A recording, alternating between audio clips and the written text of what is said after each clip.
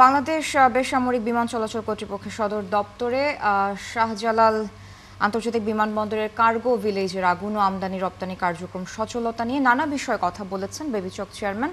এছাড়া আগুনের ঘটনার পর বিমানের কার্যক্রম নিয়ে চলছে নানা পদক্ষেপ। এসব বিষয় নিয়ে আমাদের সাথে যুক্ত হচ্ছেন সহকর্মী ফরহাদ ইবনে মালেক। ফরহাদ, আপনি ব্রিফিং থেকে আর কি জানতে পারলেন, জানাবেন সবশেষ আপডেট।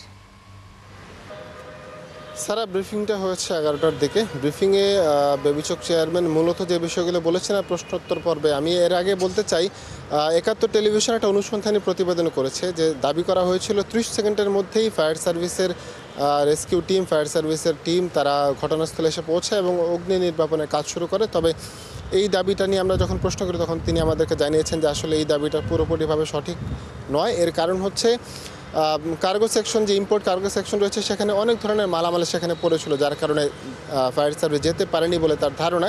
এর জন্য আরও বিভিন্ন বিস্তর তদন্ত করতে হবে বলে তিনি জানিয়েছেন এবং এর দায় যদি থেকে থাকে তাহলে এর দায় কার্গো সেকশন এবং C&F এর বলে তিনি আমাদেরকে জানিয়েছেন। এছাড়া বিমানবন্দরে যেই সকল বিমান ছিল তাদেরকে নিরাপদ জায়গায় নিয়ে যাওয়া হয়েছে এবং 15টি বিমানের যেই ফ্লাইট তাকে বিভিন্ন রুটে ট্রান্সফার করা হয়েছে বলে আমরা জানতে পেরেছি।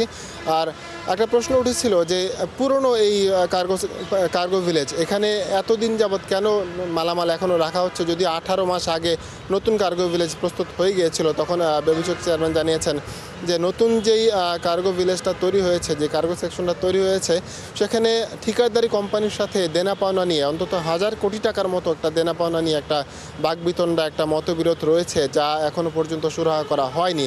এই সুরাহা না হওয়ার ফলে এখনও পর্যন্ত নতুন যেই কার্গো সেকশনটা রয়েছে তা এখনও চালু করা সম্ভব হয়নি। চালু করা গেলে স্বাভাবিকভাবে খুব ভালো রকম কাজ করা যাবে বলে তিনি আশাবাদ প্রকাশ করছেন। এছাড়া আইকাও নামে একটা আন্তর্জাতিক প্রতিষ্ঠান রয়েছে যা সিভিল এভিয়েশনে, বিভিন্ন বিমানবন্দরে সিভিল এভিয়েশন নিয়ে কাজ করে থাকে, কথা বলে থাকে।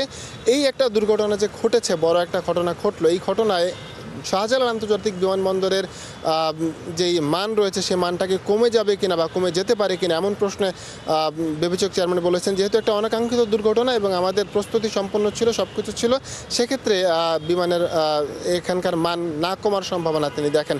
আরও বিস্তর আলোচনা করেছেন, তদন্ত চলছে, তদন্তের পরে সব কিছু জানা যাবে বলে তিনি আমাদেরকে জানিয়েছেন। এ পর্যন্ত আমরা এটুকুই জানাতে পারছি। সারা। ফরহাদ, ধন্যবাদ যুক্ত হওয়ার জন্য। দর্শক, শাহজালাল আন্তর্জাতিক বিমানবন্দর থেকে যুক্ত ছিলেন সহকর্মী ফরহাদ ইবনে মালেক।